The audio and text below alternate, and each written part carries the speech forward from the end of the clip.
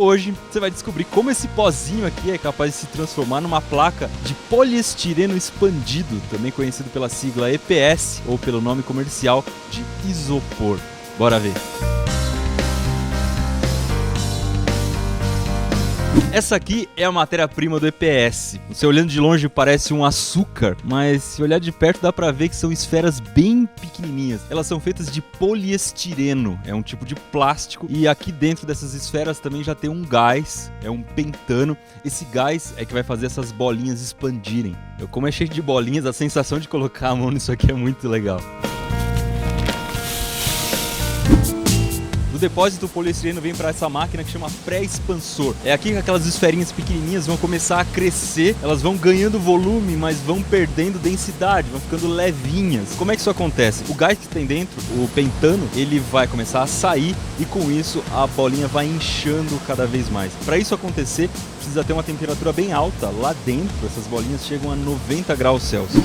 Funciona mais ou menos como uma pipoqueira. Aqui a máquina também tem que ficar mexendo as bolinhas.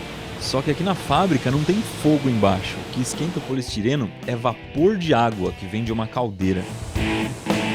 Como a gente não consegue entrar na máquina para ver isso acontecendo, será que se a gente levar alguns grãozinhos desse pro Manual do Mundo a gente consegue ver as esferas crescendo? Colocamos aqui uma vela, uma telinha de amianto, vou botar um papel alumínio em cima e aqui estão as bolinhas de poliestireno que a gente trouxe da fábrica de isopor. Vamos ver bem de perto.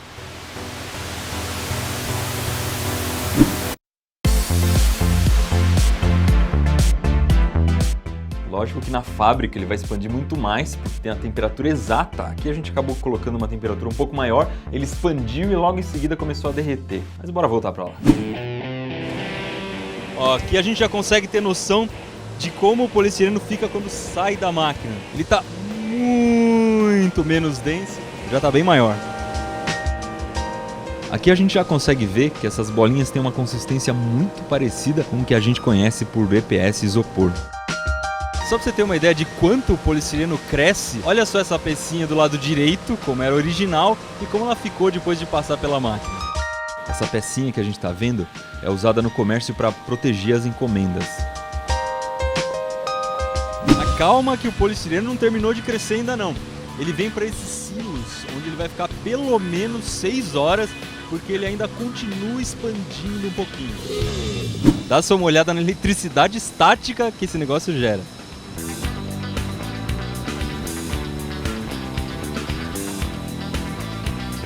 Pode parecer brincadeira, mas quando a gente fala de uma indústria com tanto EPS, isso pode causar algum acidente. É por isso que esses silos, eles têm algumas linhas de metal que é para o EPS descarregar a energia estática.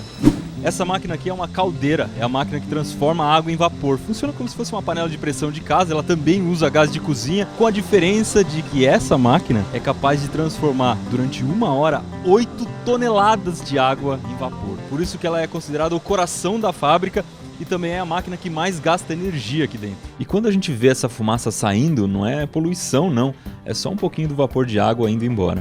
Outra máquina importante é o compressor de ar, que todo o poliestireno é transportado aqui dentro da fábrica com ar comprimido. Só que além de comprimir o ar, a gente precisa também secar, porque senão o ar vai ficar muito úmido e começa a molhar as máquinas por dentro. As bolinhas que estavam guardadas, crescendo lá no silo, vão caminhar pelo teto da fábrica para serem transformadas em peças. Para isso elas são injetadas dentro desses moldes e depois são esquentadas para poder expandir um pouco mais e grudar uma na outra. Esse molde aqui está parado, então a gente consegue entender direitinho.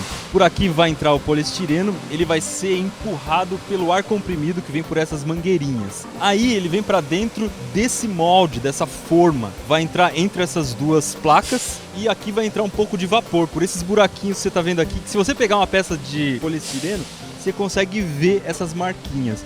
O vapor vai fazer o que sobrou de pentano lá dentro expandir mais um pouquinho aquelas esferas e com a temperatura elas vão soldar, elas vão grudar uma na outra e aí que a gente vai ter aquela peça que vai sair do formato que tem essa forma aqui, tem esse molde. Algumas peças não saem prontas, elas são moldadas em blocos gigantes para serem cortadas depois.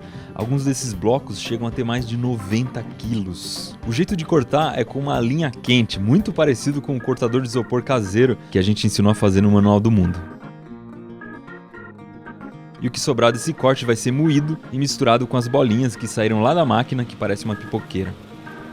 A resistência do poliestireno vai depender do quanto ele expandiu. Se ele expandir muito, ele vai ficar muito pouco denso e bem fraquinho, como esse pedacinho aqui que vai ser usado em embalagem. É facinho de quebrar. Já se ele expandir muito pouco, ele vai ficar mais denso e muito mais resistente, do tipo que é usado, por exemplo, dentro de capacete, que é bem difícil de quebrar, eu acho.